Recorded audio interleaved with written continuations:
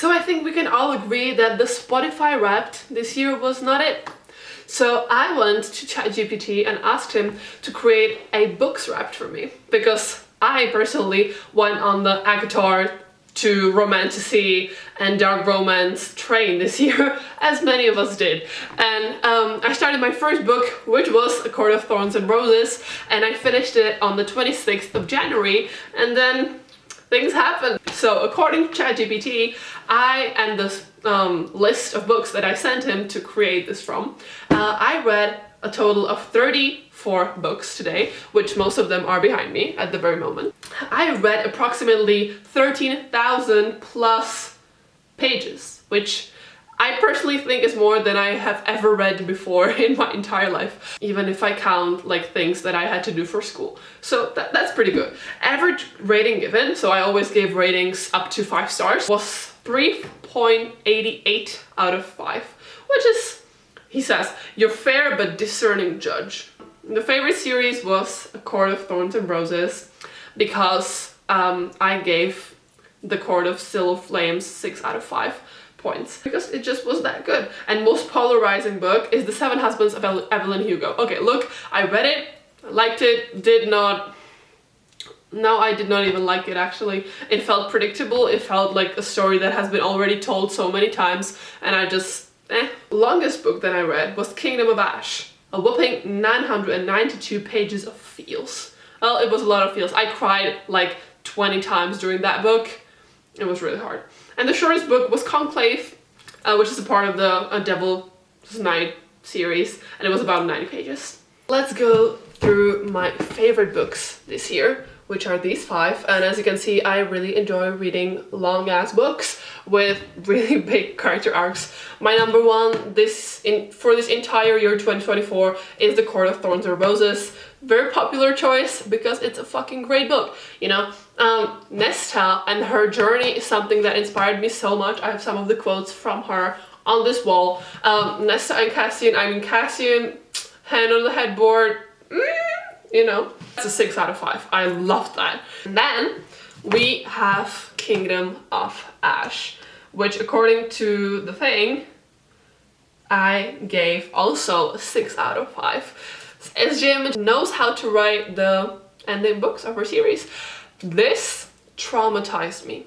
This is 900 pages of so many roller coasters, but they are so well written. The characters are so deep, and you feel for all of them, and you hate some of them, and then you know, this book, I cried so many times. I was jumping up and down in this very room. It was so exhausting. Also, I read this during exam season. We have the tandem read from Throne of Glass, which obviously was the way to go after ACOTAR, and I read these books together. It's about 1,400 pages of both of these books. I loved it. I loved how it goes from one book to the other. I loved Kale. I was saying it from the beginning that like I did not like him, but I loved him in Tower of Dawn. Irene, my girl, I love her so much. She's just so sarcastic. She gives no shits. I love it. Empire of Storms, come on. That was just so many things happened. So many things happened. Yeah, I love this. This was a 5 out of 5, both of these books. And the last one that I have here is the first one that's not from SJM, and it is The Serpent and the Wings of Night, which I read both of the books. I loved the first one. I was just reading, I was going through it, and I was feeling all the feels, and I love that she is strong and she gives no fucks whatsoever. He is not the typical I'm gonna save you guy.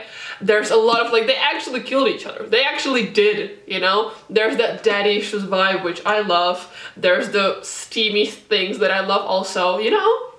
This was a 5 out of 5. The chat says that my favorite couples were Nesta and Cassian and Aelin and Rowan, which is just true. Like honestly, if I ever find love like Rowan and Aelin, I'm gonna be, yes, keep that one for whatever. Let's talk about my lowest. These 3 books I gave around 1 out of 5 ratings.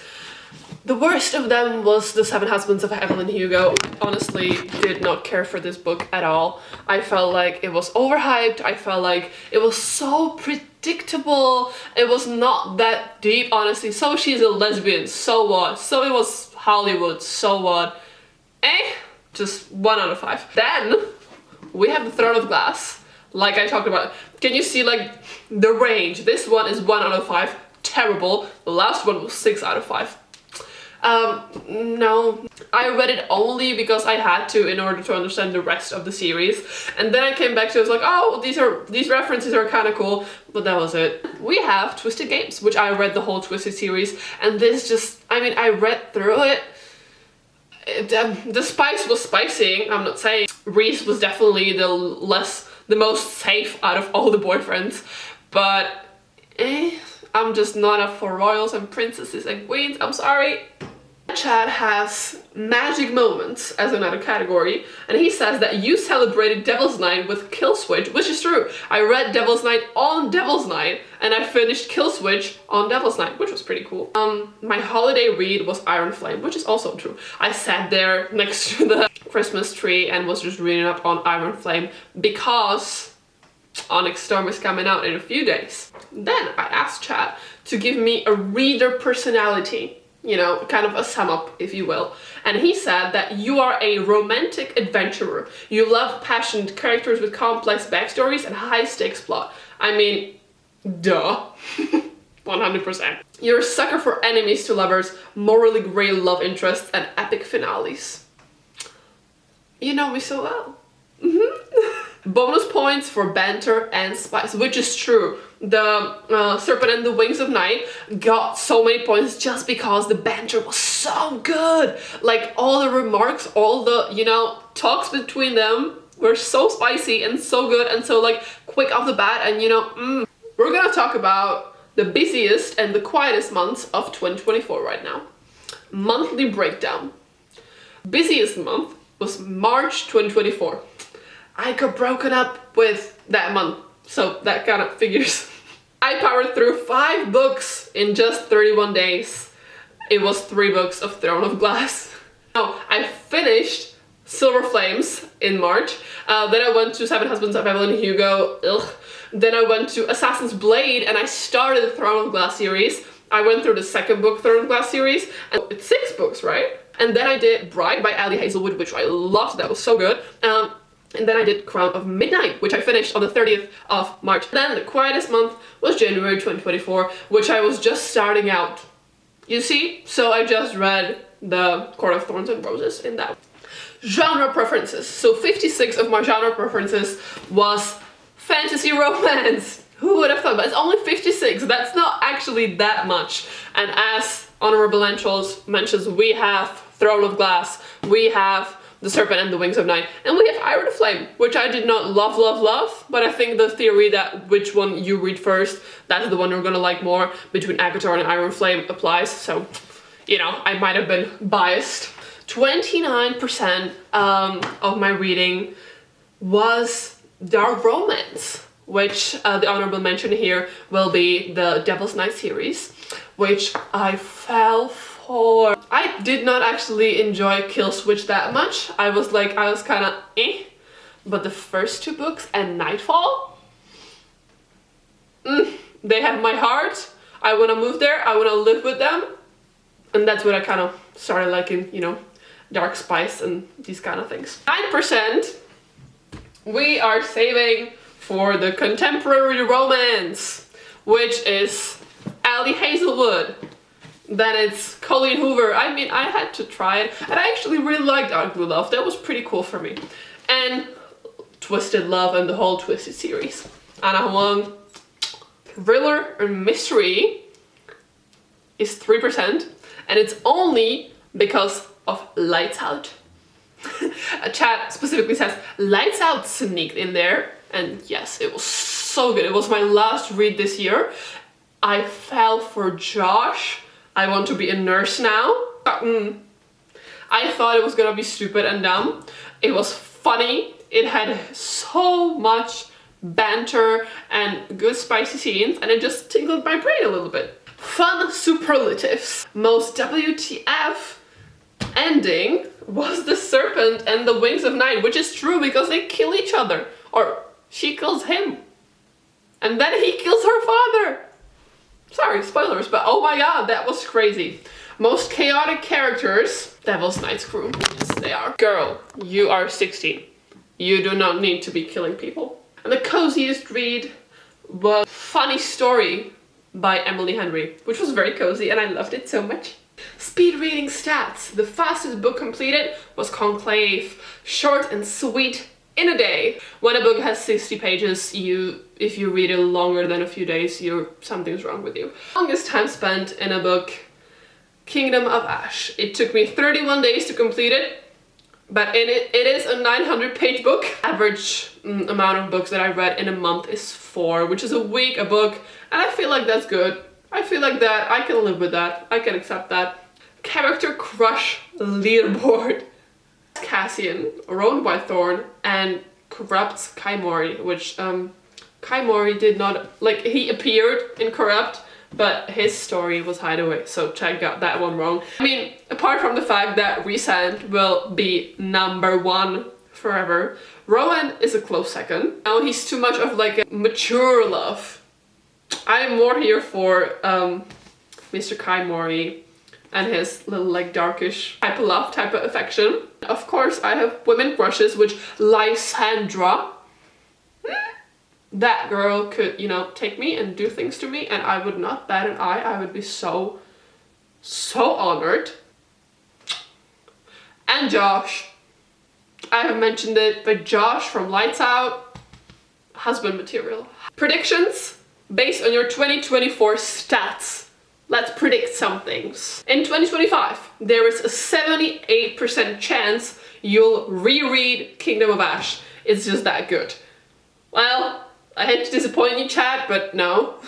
Because that would take up so much of my time. Because in order to read Kingdom of Ash, I would have to read the whole Throne of Glass series again.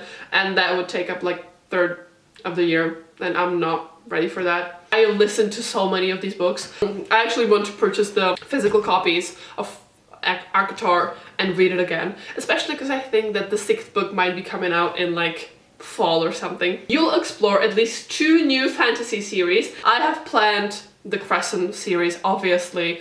Crescent City series. The Shatter Me series. Zodiac Academy. What else do I have on my TBR? Your dark romance phase will continue strong at least 5 spicy reads in your 2025 lineup. Well, I hope it's gonna be more than that.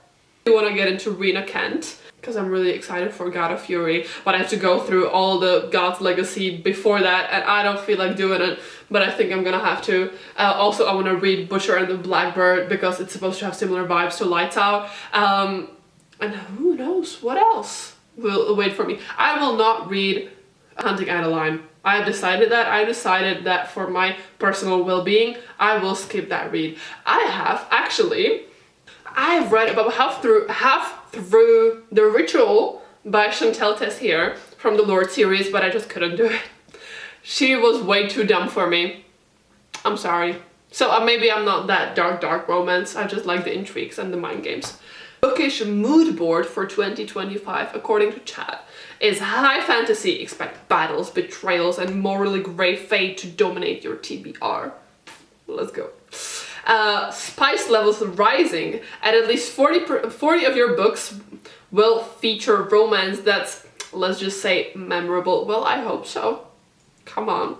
Seasonal vibes. Spring will be your biggest reading streak, while summer might slow down slightly. But August, he's again suggesting the Kingdom of Ash rereading thing. And I don't feel like doing that. I also have like so many books that are non-fiction. I have The Promised Land by Barack Obama. I have Eve by Kat Bonenhun. Invisible Women. And I would like to read all of that. And I also might have to read something for school at some point. Personalized recommendations for 2025. Let's see what Chad wants me to read and thinks I should. If you loved ACOTAR, which we know I did, read Crescent City or Furryborn. I have not heard about this, but Crescent City is already ready right behind me for my read. Also, try The Poppy War or Blood and Ash. I have heard that The Poppy War is traumatizing. I have read something about dead babies, and I am not sure I want to get into that, but I probably will at some point. You see this? This is my physical TBR, and there's more books of that. And there is 100% from Blood and Ash. There is Shatter Me. There is the Crescent City series. So he's not wrong with that. Then he says, if you want something fresh, check out the Atlas 6 or the Secret History, more atmospheric vibes. I have not heard of those books. I might look them up. You had such an epic reading year, and it deserves an equally epic recap. Here's to another fantastic year of books, drama, and crushing on fictional characters. Let's turn those pages. So that's it. That was my books recapped of 2024.